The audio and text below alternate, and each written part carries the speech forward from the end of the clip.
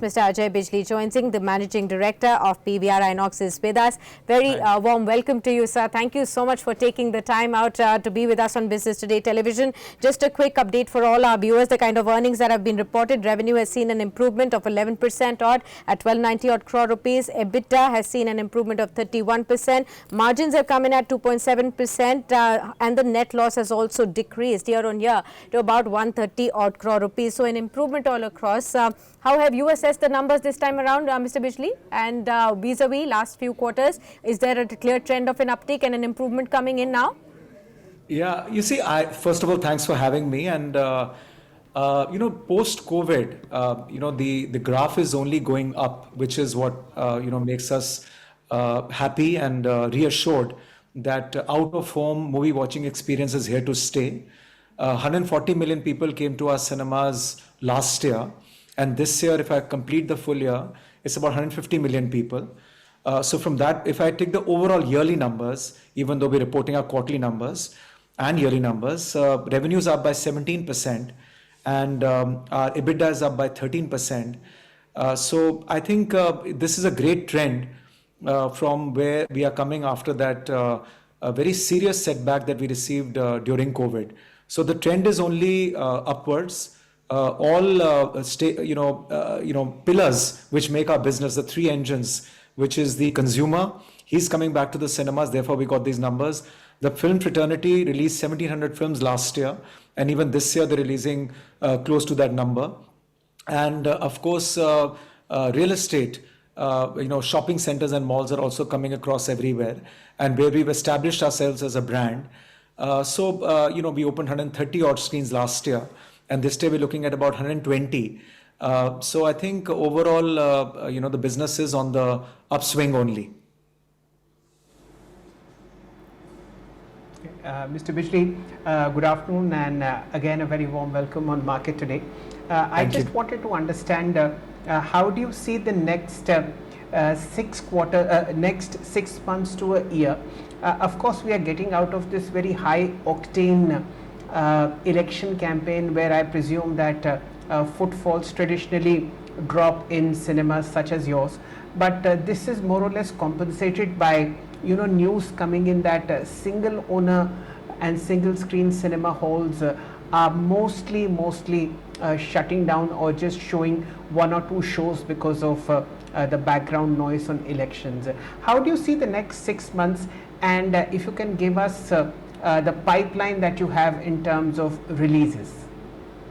Well, you see, this business has been always remains cyclical. I mean, typically, the volatility is not that much, but we have elections. So when elections come in the regions where the elections are happening, cinemas have to close down. So that's why you find that the movie lineup, a lot of movies don't get released. But I think after 4th June, there's a whole lot of pent-up demand, both from the consumer side as well as a huge supply from the film fraternity, regional movies, Hindi movies. I think you asked me about the lineup. There's a Chandu Champion coming. First Amir Khan movie after a long time is coming, Sitare Zameen Par. Bhool Bhulaiya 3. Then we've got Stree 2. Singham is coming. Raid 2 is coming. Deva is coming. Baby John is coming. Welcome to the Jungle is coming. Pushpa 2 is something that the whole country is looking forward to. Kalki is a big one. So Indian 2. So there's a good solid lineup of films coming, which will start from June onwards. But elections happen every 4 years. And so obviously there's a dearth of films that get released during this period. Fair point. So the pipeline is thick and fat, and of course I'm sure people are also very keen to enjoy cinemas, and the lists that you mentioned in terms of releases, they look fairly good. Mr. Bijli, please share with us this expansion plan, 120 new screens that are coming in the pipeline in FY25. What would be the geographical spread? And I just wanted to understand how much per screen is PVR Inox deploying in terms of capital costs? Well, this time, most of the screens, about 50% of the 120 screens that we're opening are going to be in South. North is about 28% roughly. and then East and Central are about 13%, 3% and 8%. So roughly, but bulk of our screens are in South. We are very big fans of that market. India is a very disparate market, heterogeneous market, where movie-going habits and supply of movies change from region to region. In South, you have Malayalam, Telugu, Kannada, Tamil, English, and Hindi. All 6 languages get consumed, and the movie-going index is very high, which is the reason why we feel that that is a place where we should be investing. In terms of capex, our intensity of capital expenditure this year is going to be less than last year, and plus we're also doing deals in which we are running, going into an asset light model and asset right model. We are requesting our developers, striking deals with them where they are also contributing towards the capex.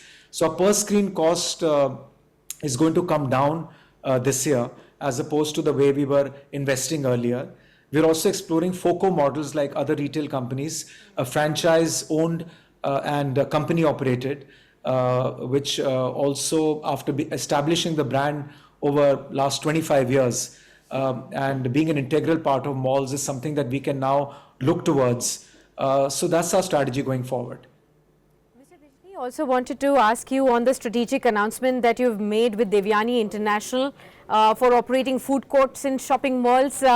Do tell us how is this plan in place going to be shaping out, and what is the kind of potential revenue addition that you could be looking at with this partnership going forward?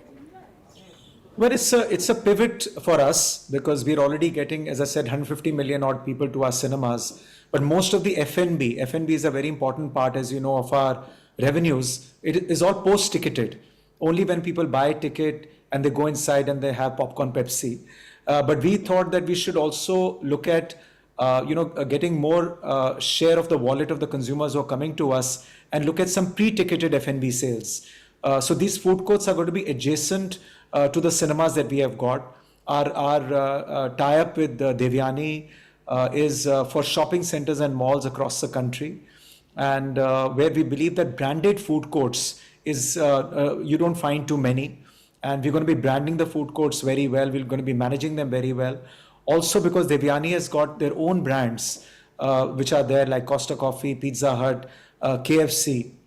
Quite a bit of the offtake of the shop food courts will be with their own brands as well, and in a way we'll be a sub franchisee in these food courts. So I think it's a good pivot and a revenue model for PVR. PVR has only been focusing only on one thing, which is cinemas and post-ticketed revenues. But I think there's a first pivot, and that too with a very respected partner like Devyani, who are one of the best food operators in the country. So we are, being cautious about it by, not doing it on our own, but with an expert in the field. Okay. So also a little bit on your bottom line as well. You've reduced your net loss to 130 odd crore rupees. How soon do you see posting a quarterly profit going forward from here? What will be the timeline that we are looking at here?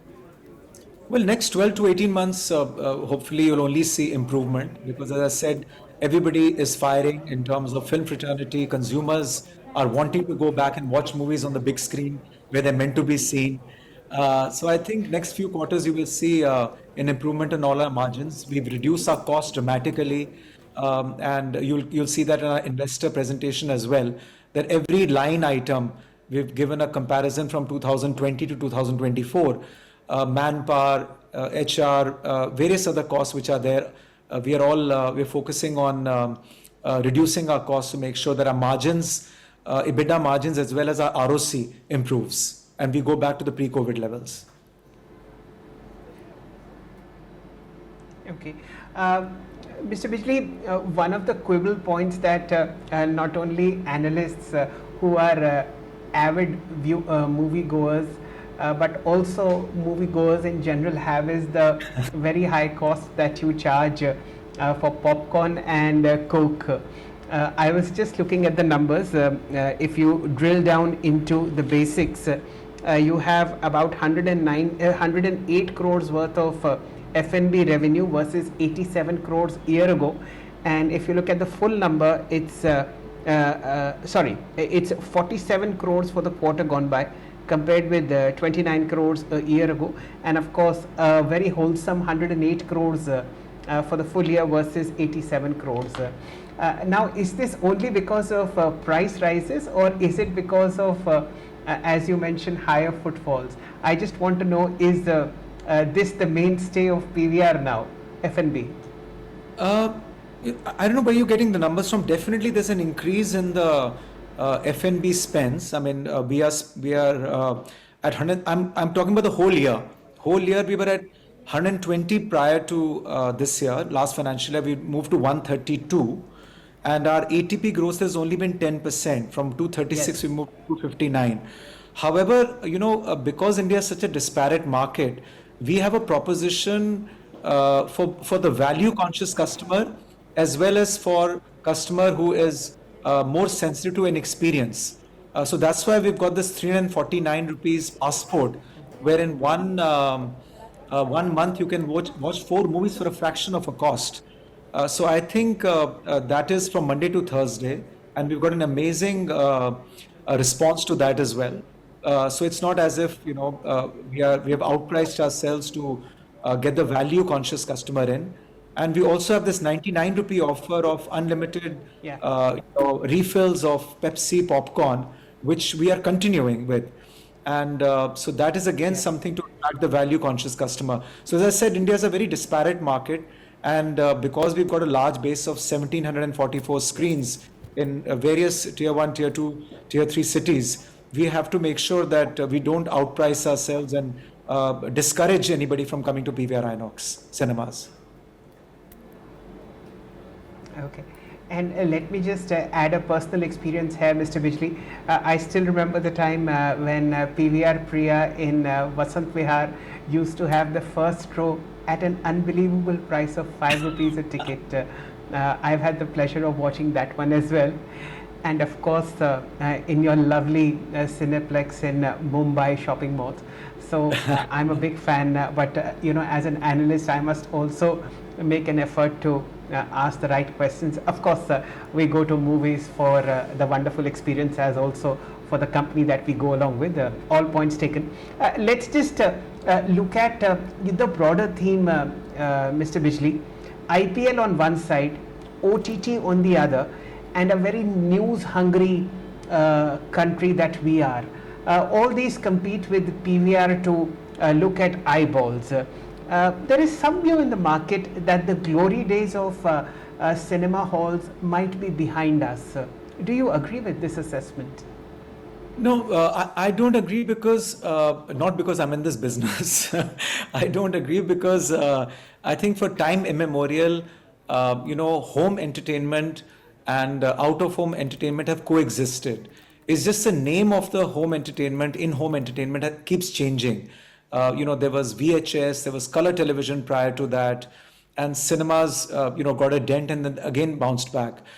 So I think it's not a binary existence where of either or, both will exist, and the same consumers who are, watching a TV show. I think TV shows are more watched at home than movies. Movies, of course, are watched at home only after the 8-week theatrical release is over. But consumers are also not straight-jacketed. They'll sit at home, put their feet up, and watch a movie or a TV show if they feel like.